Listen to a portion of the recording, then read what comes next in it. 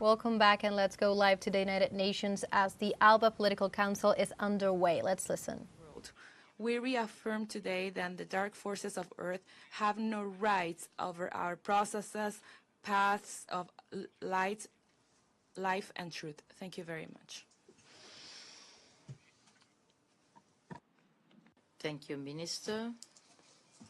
I'd like to give the floor to His Excellency Ebony Paul Chatgreen, Minister of Foreign Affairs, Agriculture, Commerce, and Affairs of Barbuda. Antigua Barbuda, you have the floor.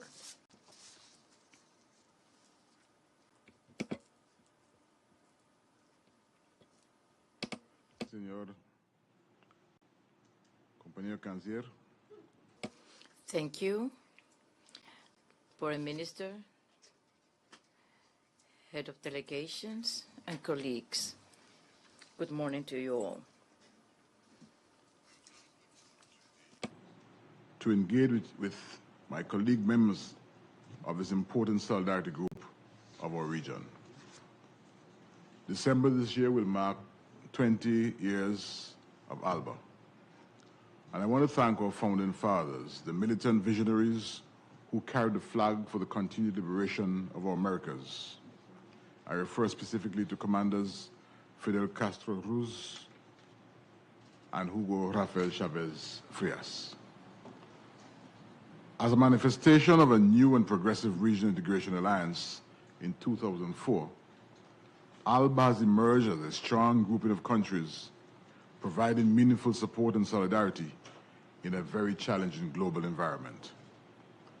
Antigua and Barbuda reiterate our congratulations to President Nicolas Maduro on his victory at the recently held elections. The people of the historic, heroic Bolivarian Republic came out in their numbers to exercise their constitutional rights by giving President Maduro a vote of confidence to continue the Chavez Revolution, which was started in 1998. They have given the government a mandate to continue with the economic recovery program designed to improve the lives of citizens and to further enhance the integration of Latin America and the Caribbean. Colleagues, critical to the building of a strong ALBA is the need for all of us, including our national coordinators, to play a more meaningful and proactive role in the implementation of plans and strategies. Equally important is ensuring a more active engagement with the youth of our region. Antigua and Barbuda remains committed to the plans established for the implementation of the ALBA-TCP Development Cooperation Agency, designed to enhance our developmental initiatives for members of this organization. It's against that backdrop that my country calls for the exclusion of Cuba from the list of countries that allegedly sponsor international terrorism.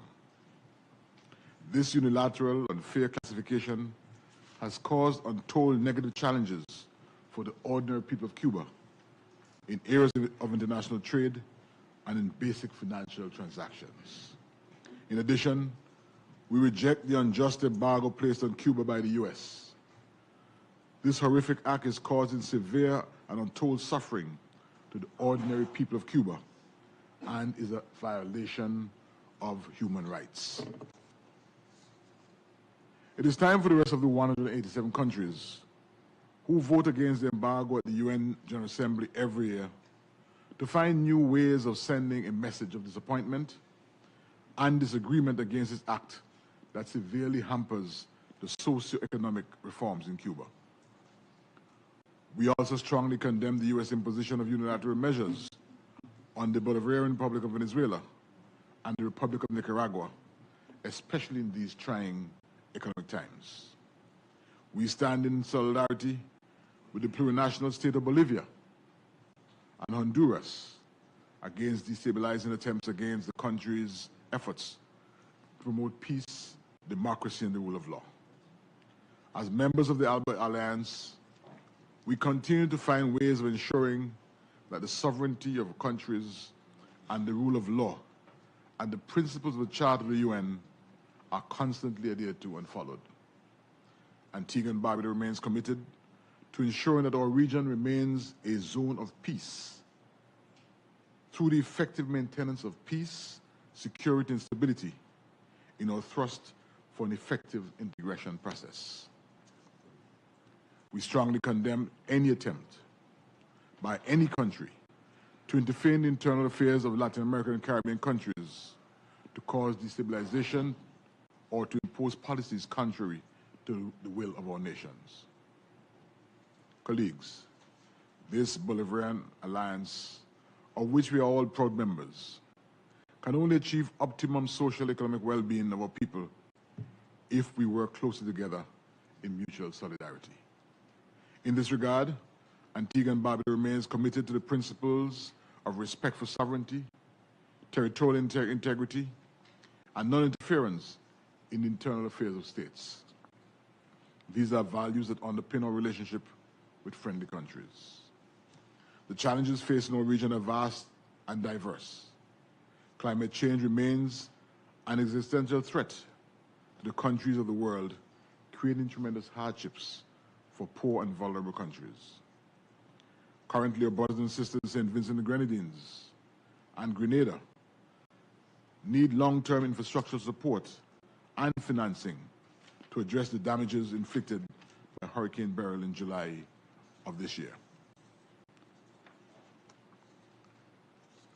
As ALBA members, we must continue to work collectively and to dialogue to ensure we achieve not only climate justice, but also reparatory justice for the crime against humanity committed during chattel slavery and genocide committed against indigenous people of our region.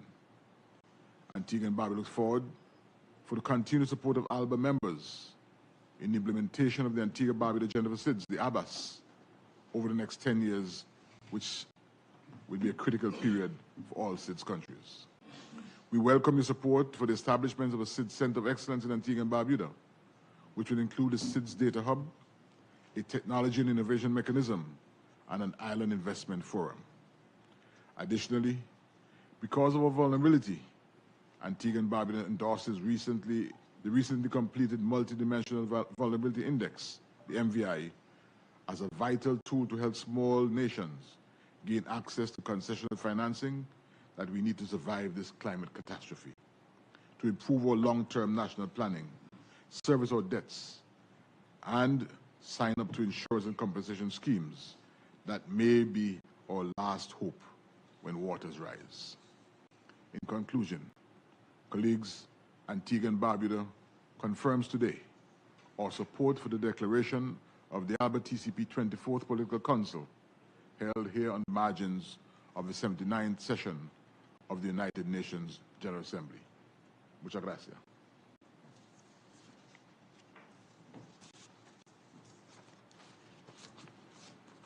Muchas gracias, Ministro. Thank you very much, Minister of Foreign Affairs of Antigua and Barbuda. I would like to give the floor to His Excellency Frederick Stephenson, Minister of Foreign Affairs, Foreign Trade and Consumption of St. Vincent and the Grenadines. You have the floor. Good morning, everyone. Excellencies, distinguished representatives. At the outset, I express sincerest appreciation to His Excellency Van Gil Pinto, the Foreign Minister of the Bolivarian Republic of Venezuela, for the arrangements of today's very important deliberations. As the new Foreign Minister of St. Vincent and the Grenadines, I also extend warm solidarity greetings to colleagues, foreign ministers, and further reaffirm St. Vincent and the Grenadines' unwavering commitment to continue solidifying and advancing the ideals, principles, and purpose of the ALBA-TCP. In this context, and against the backdrop of the plethora of complex global challenges, particularly those confronting our alliance, permit me to offer the following reflections as we forge ahead towards the commemoration of our 20th anniversary on December 14 this year. As a background, Almost 20 years ago, ALBA-TCP was created based on solidarity and mutual respect among its members and grounded on the sacrosanct principles of the United Nations Charter.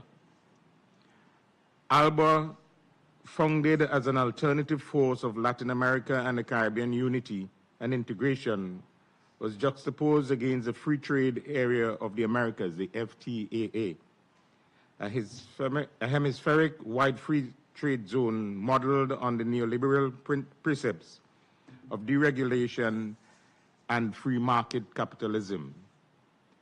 ALBA eventually metamorphosed into the alliance to better reflect the ethos of our integration mechanism and the principles of solidarity, mutual respect, and support. Excellencies, distinguished representatives, enshrined in our alliance is the spirit of unity as exposed in Simon Bolivar's 1815 letter of Jamaica, and the ideals of solidarity and resistance of Jose Marti's Our America of 1891. Indeed, the precepts of our great liberators were manifested through our founding fathers, Fidel Castro and Hugo Chavez, who in their infinite wisdom created our alliance. In the joint declaration that established ALBA, our leaders asserted, and I quote, that the cardinal principle that shall guide ALBA is the greatest sense of solidarity between the peoples of Latin America and the Caribbean. Unquestionably, the creation of ALBA-TCP was not happenstance. Today, the ideals and spirit of our alliance are alive and well. They are self-evident in our visionary leaders who are guided by the principles which birthed our alliance. These principles, grounded in unity, complementarity, solidarity, the sanctity of national sovereignty, respect for international law, peace, dialogue, and compromise for the preservation of humanity, prosperity, and development are part of our DNA. They are our raison d'etre. The journey, advances, and setbacks. Since the creation of our alliance, we have chalked up significant achievements, but we have also called upon to consistently demonstrate our relevance and address global phenomena arising from human failing and or folly, including the adverse effects of climate change, the continued quest for hegemony by powerful states that flagrantly violate international law, the imposition of illegal unilateral coercive measures, economic blockades, blacklistings, the weaponization of trade and finance, and health hazards such as COVID-19. Indeed, there have been setbacks, but our alliance continues to advance, steeped in the bedrock principles of international law, and with the determination of our leaders to continue to pursue our common development objectives and ideals for the ennoblement of our peoples. Navigating ALBA-TCP in today's interwoven world of multifaceted issues and contradictions have become ever more difficult. Excellencies, distinguished representatives, as we deepen our integration and close ranks, we must remain resolute in confronting the threats against the sovereignty and political independence of members of our alliance by those forces which perpetually flout international law, evidenced by the imposition of unilateral coercive measures on our sister nations, Venezuela and Nicaragua, a semblance of the anachronistic illegal economic blockade imposed against Cuba. We ought to reject always and categorically all unilateral coercive measures and vehemently call for the removal of Cuba from the so-called list of state sponsors of terrorism. our ALBA must remain in the vanguard in championing a just multipolar international system. Along this line, St. Vincent and the Grenadines expresses its appreciation for the solidarity and continued support of our alliance on the issue of reparations for slavery and native genocide. This quest for just restitution from those who illegally and immorally benefited from the organized system of chattel slavery is a noise in our blood and an echo in our bones. Likewise, we urge our alliance to exert all efforts to accelerate support for the sister nation of Palestine, which continues its permanent struggle against imperialistic forces. No stone must be left unturned in Palestine's quest for peace, justice, and the sustainable development of its people. The exigencies of our time compel us to do such. I now make a few recommendations for institutional strengthening and the way forward.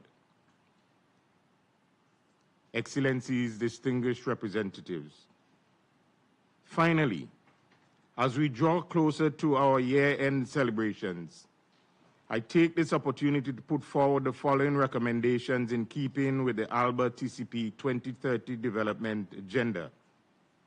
I state here and now: the need to strengthen the institutional and organizational framework of our alliance by ensuring that the established structures and agencies are robust to face the prevailing winds of our time.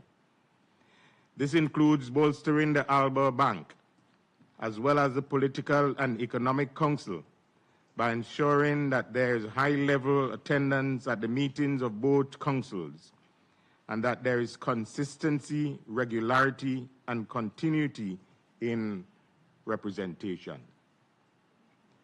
The need to continue to forge stronger and establish formal relations with other regional groups such as CELAC, BRICS, CARICOM, Mercosur, ASEAN, and to seek alliance with countries such as Brazil, China, South Africa, India, and Russia. The importance of accelerating our work in priority areas and consolidate our alliance on a social, political, and economic front. In conclusion, Excellencies, distinguished representatives, if there was ever a time for our alliance to demonstrate great unity and resolve, the time is now. A time to safeguard the principles of international law and multilateralism, regenerate and secure our relevance. In recommitting to exercise our rights as independent sovereign nations under the banner of ALBA-TCP, let us get in high gear to attend our contemporary challenges. St. Vincent and the Grenadines, we commit to ALBA-TCP. I thank you. Muchas gracias, Ministro. Thank you very much, Minister. Now I would like to give the floor to His Excellency Silver Aaron, Ambassador, Extraordinary Plenipotentiary, and Permanent Representative of the Commonwealth of Dominica in the UN. You have the floor, sir. Thank you very much, Mr. Chair. Now I'm going to shift to English. Antes de hacer eso, voy a... Before, however, I'd like to say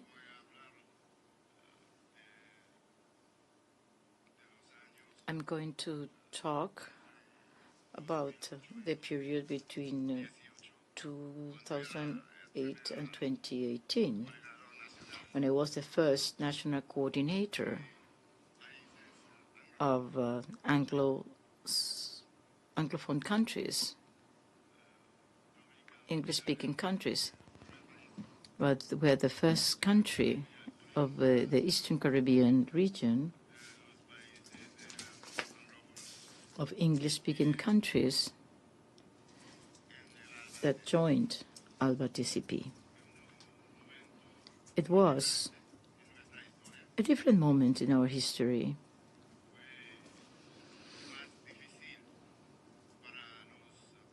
It was harder for small countries, Antigua and Barbuda, St. Vincent and the Grenadines, to join ALBA.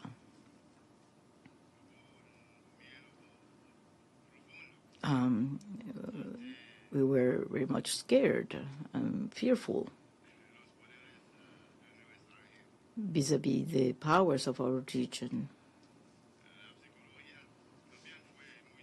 The psychology at the time was also different.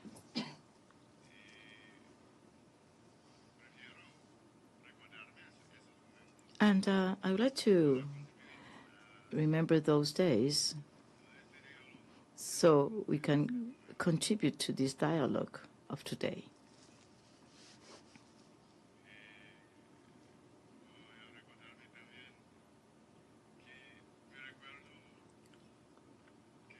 I also remember when I was one of the first members of this grouping, the first in speaking English, of an English-speaking country, and also as a member of the ALBA Bank. Francisco Arias Cárdenas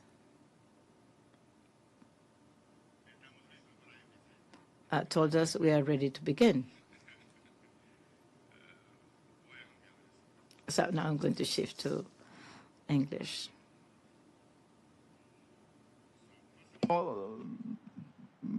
Proper procedure.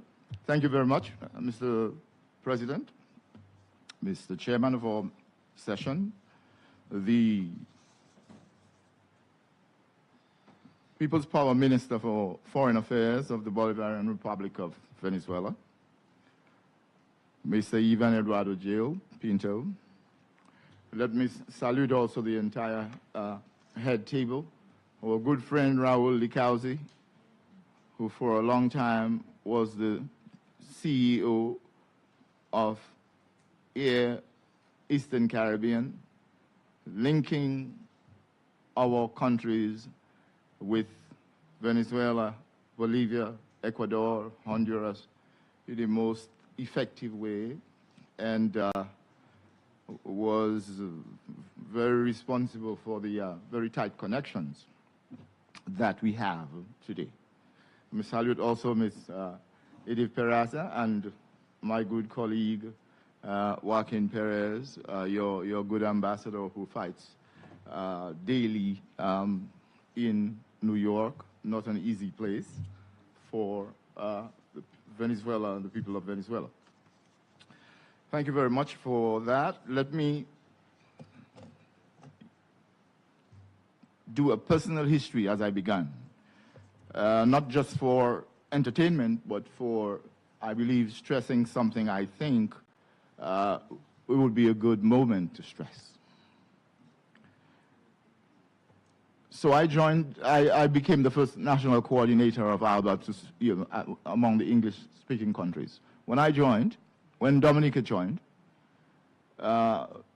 present were Venezuela, Cuba, Nicaragua, Bolivia. We joined before Honduras. We welcome Honduras into ALBA. And when there was a threat against Honduras joining ALBA, and eventually the threat was carried out, that membership in ALBA would cause trouble.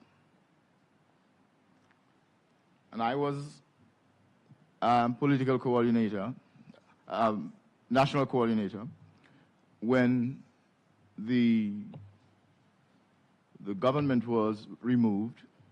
I participated with others in discussions to return the constitutional order discussions in Nicaragua, and then in Washington, D.C. at the UAS.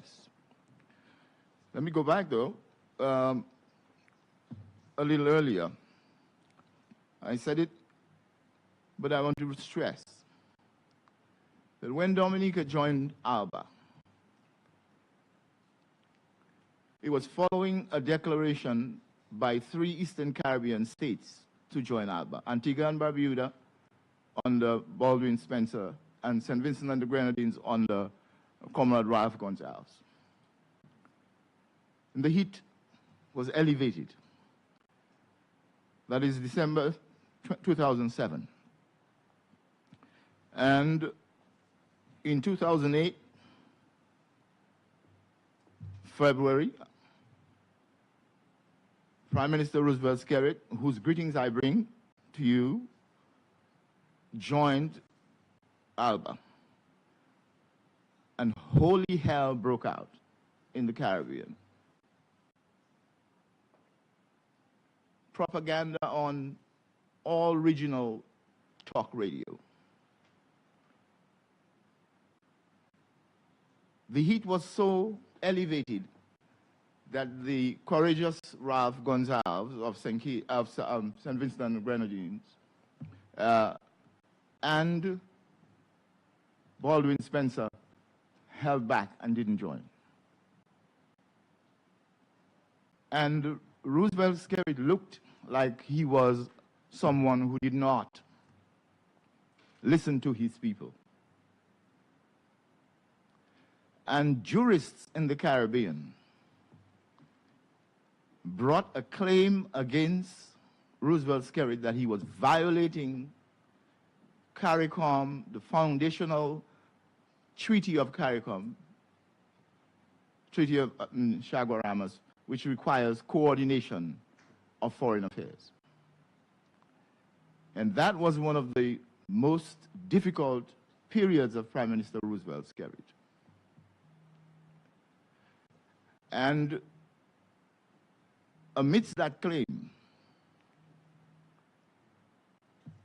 at the end of February, Prime Minister Roosevelt Skerrit did a national address dedicated to one topic: Hugo Chavez and ALBA.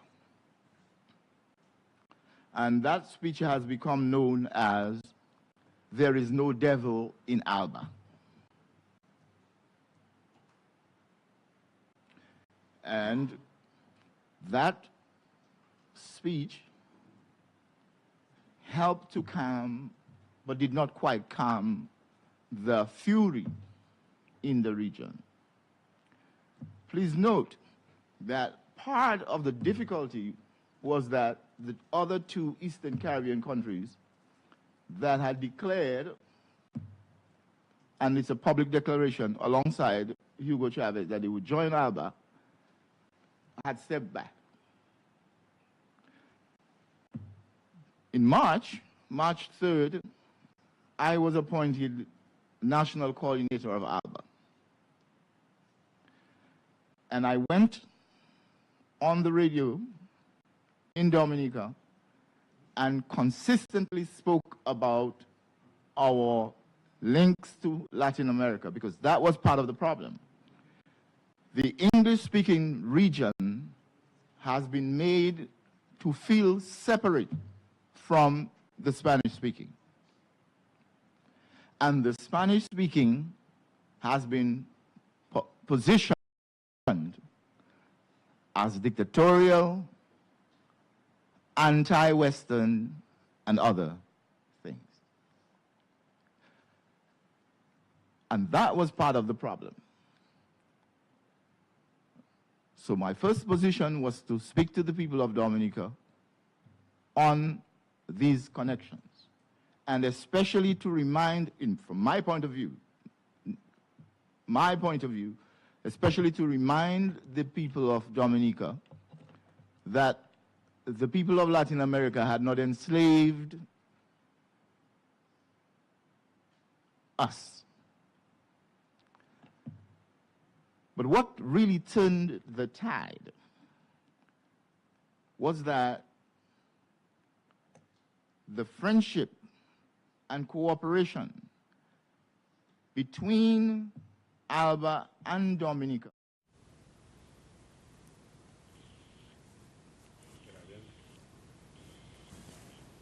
not long words, was not abstractions. It was practical, concrete, and visible to the people. And the people of Dominica, this point of context is also important. This is a time when Dominica is suffering deep economic crisis because our main product, banana, which accounted for 70% of our export, had disappeared under the pressure of legal challenges by the United States federal government in association with producers of banana, Dole and Chiquita. And in came, I must recognize, the state of Venezuela, as well as the ALBA, which was then an alternative, was not yet alliance. And the concrete and practical cooperation with Dominica in areas of hydrocarbons, in areas of education, those concrete manifestations of brotherhood, of solidarity, turned the tide for the people of Dominica. And in 2009, when Hugo Chavez would visit Dominica, people would spontaneously go out and call him Papa Chavez. Nobody asked. We didn't ask anybody to do that. The people did it. And in 2010, I don't have my notes before me, but in 2010, if I recall well, the 3 countries joined ALBA. Honduras joined separately.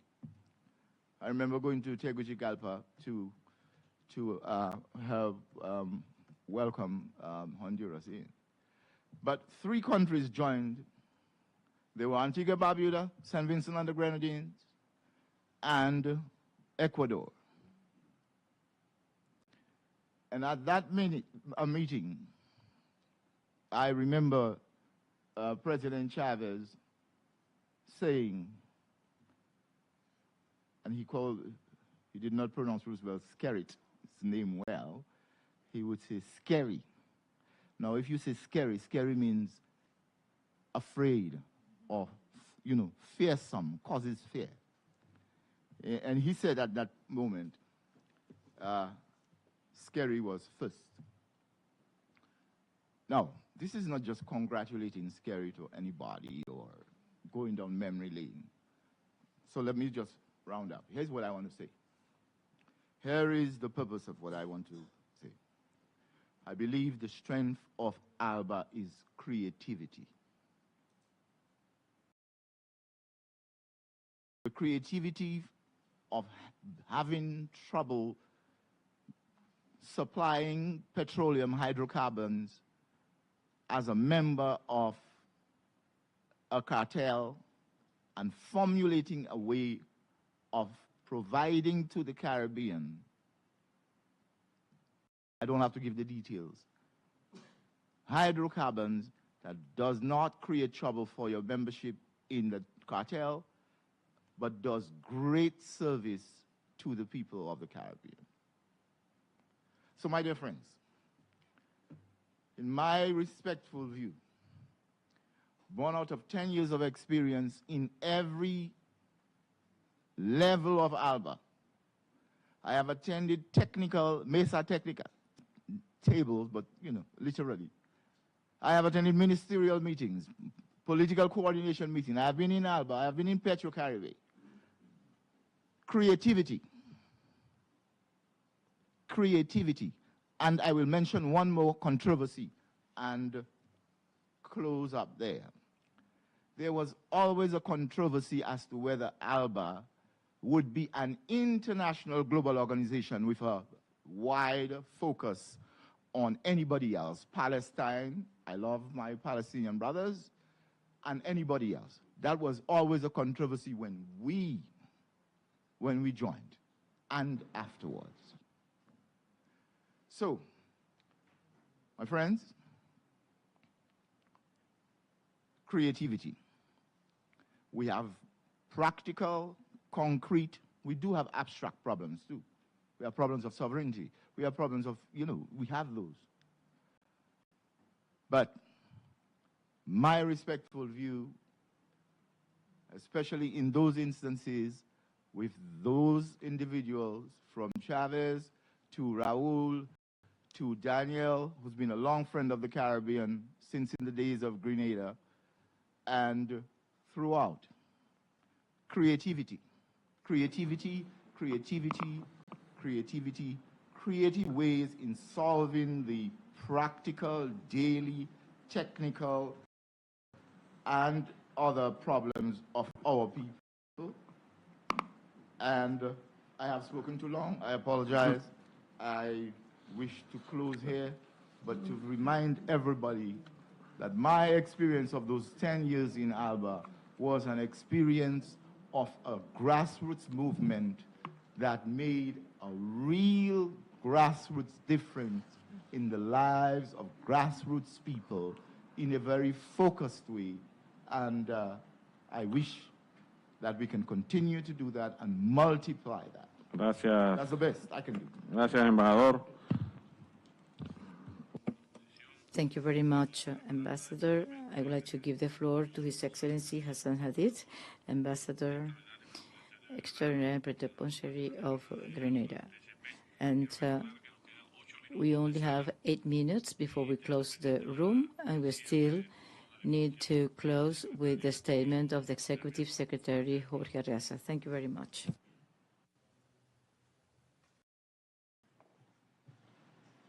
Good morning.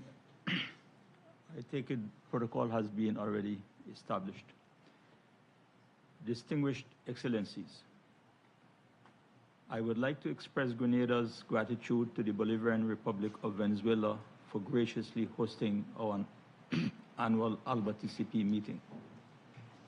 At the outset, on behalf of the government of Grenada, I wish to express our gratitude to the ALBA countries that have shown by example what it means to support a member of the family in time of need. When the fickle finger of fate seemingly conspires with nature and has tested us particularly with the impact of Hurricane Beryl, which left our twin islands of Carriacou and Petit Martinique in devastation. Your willingness to lend a helping hand during this difficult period speaks volumes about the strength of our regional solidarity and the deep camaraderie that unites us as an alliance. We are meeting during what best can be described as a time of great concern and an inflection point. The global community is confronting a confluence of multi-dimensional crises on various fronts, a crisis to which countries like ours have contributed the least, but which, needless to say, are having a disproportionately severe impact on us. From Grenada's perspective, the theme of this meeting underscores the reality that we are failing to achieve our full potential for development, peace, and security due to the action of others. It is no secret that we smaller nations have had to confront and endure the profound impact of conflicts, climate change, a volatile, unstable economy, pandemics, and a plethora of persistent challenges, while at the same time, Grenada remains committed to upholding the tenets of the UN Charter. We remain resolute to the fundamental attribution of all peoples and states to sovereignty, independence, and the right to freely determine their own domestic and foreign policies. We see more and more a world in which the role of the United Nations in maintaining peace and security and facilitating unhindered development and self-determination is being called into question. We see and hear questions about the applicability of a rule-based order. We too have serious concerns regarding the fairness of the application of international law, principles, and policies. We believe that there should not be one set of rules for one and another for others. One rule for the rich and another for the poor. To the contrary, there should only be one rule, fairness in the application of international law, principles and policies guided by empirical facts. It would be remiss of me not to touch upon the global landscape in which geopolitics continues to swing from the Russia-Ukraine conflict to the Israeli war on Palestine, to the instability in our sister state of Haiti, to the humanitarian crisis in Sudan.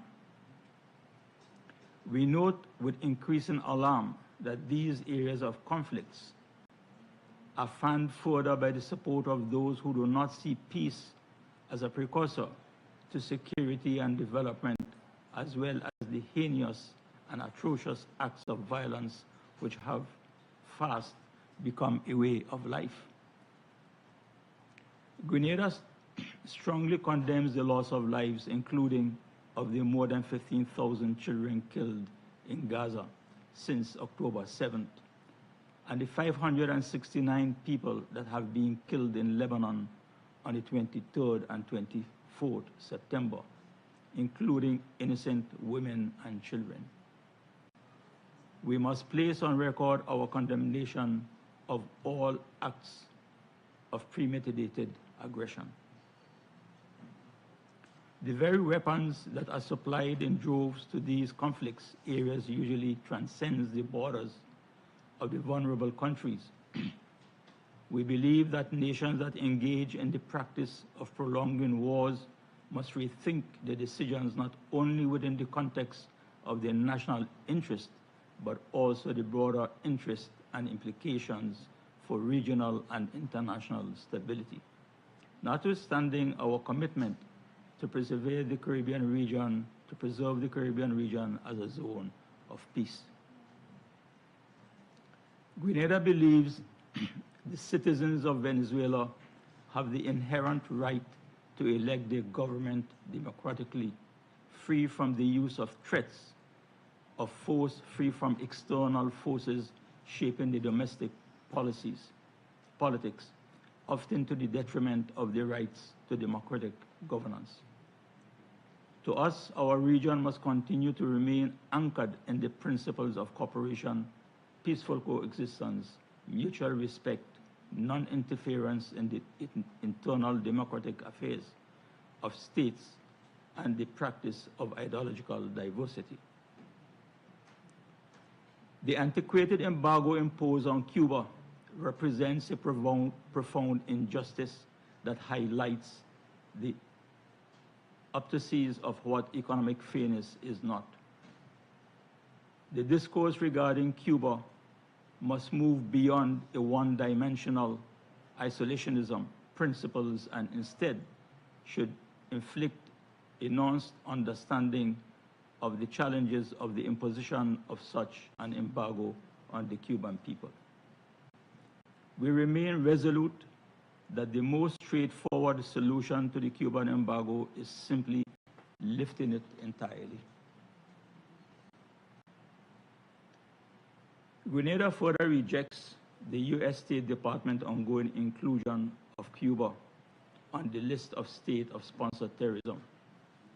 The designation itself contradicts the fundamental principles of international law, particularly the principles of sovereignty and non-interference, a position that applies to all countries. The removal of this antiquated embargo would not only be to the benefit of millions of our Cuban brothers and sisters, but also a positive economic development for the region and specifically us as a small island states. We can be guided by words of the ancient proverb. Vision without action is a daydream. Action without vision is a nightmare.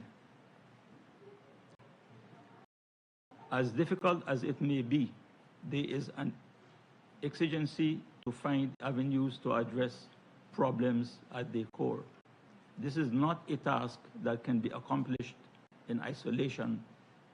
Collaboration is crucial across borders, regions, sectors, and people to effectuate changes that are fundamental to the solution.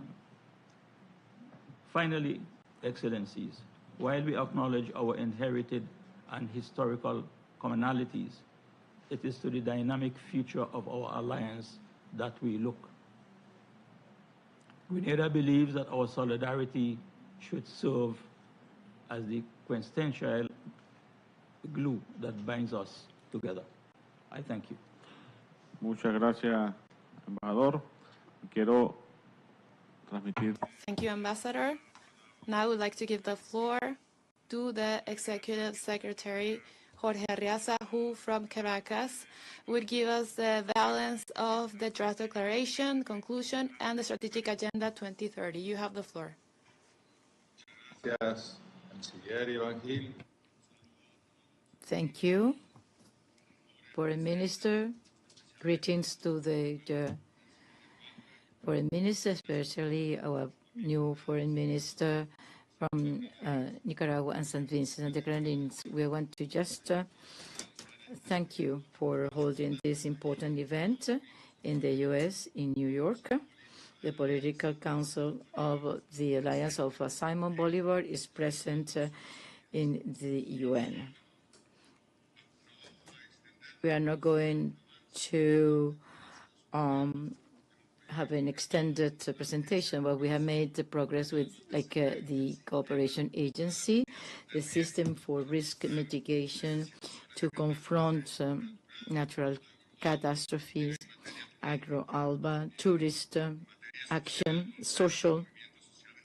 the Social Council of ALBA, and you have the declaration that has been discussed by the national coordinators and your foreign ministries to defend independence, free determination, and identity of the alliance vis-à-vis the attempts of social, political, and digital domination.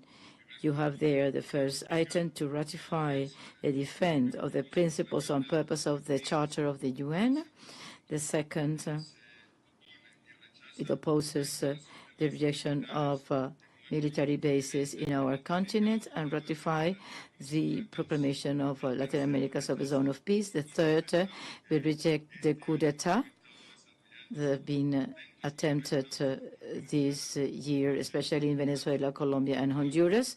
The fourth, we reject the lawfare, the use of justice as a tool, stressing the case of former President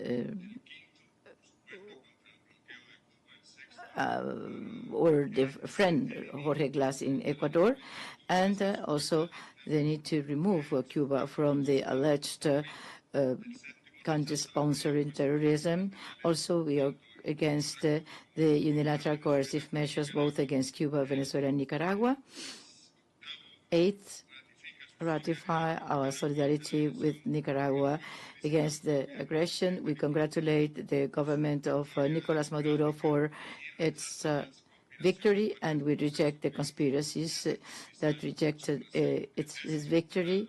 And ALBA, from day one, We have rejected the genocide against the Palestinian people in the new phase, and we call upon they stop this aggression. And then we call for the creation of the great fascist multinational against fascism, the multinational against fascism, also the way to address the risk of natural disasters, and also paying close attention to the climate crisis in the small island countries in development. And we congratulate Antigua and Barbuda for the holding of this important meeting. And then we convey our solidarity to the Caribbean in a special differentiated treatment, and the need to vindicate the damage of colonization and slavery. And we ratify the 2030 agenda. We need to continue following up this agenda. And then we want to create ALBA Youth, which is part of our strategic agenda. 18th, the cooperation agency is moving forward. The Council of Social Movements is also activated, and we congratulate the holding of the Regional Caribbean Seminary to implement the fourth decade to eradicate colonialism, and the Festival of Drums to defend our identity within ALBA. And in conclusion, we call upon the defense of our principles at this moment, and the Executive Secretariat is committed to present during the Extraordinary Summit commemorating the 20th anniversary of our alliance and the 30th anniversary of the first embrace of Chavez and Fidel. We will bring a number of proposals to adequate our alliance to the fresh challenges of the 21st century and imperialism. And paraphrasing our foreign minister, no matter who is in the White House, what matters is that ALBA-TCP will continue strengthening, will adapt to the new challenges, and will prevail. Thank you very much. Thank you, Secretary. I just want to point out that you have the 2030 agenda applied by the Secretary, and we are supporting this agenda. And we need to follow up on this and move forward in this direction. If there are no opposition to the declaration described by the Secretary General, it is declared approved today. Thank you very much. Congratulations to all foreign ministers. Thank you so much, Mr. General Secretary, and we will meet soon in Havana, Cuba, to commemorate the 20th anniversary of our alliance, and will be attending this presidential summit. We were listening to the ALBA-TCP Political Council at the United Nations headquarters. The representatives of the different nations that make up the body that was founded by Fidel Castro and Hugo Chavez Frias spoke of the importance of regional unity in the face of outside challenges and destabilization attempts that threaten the peace of the bloc.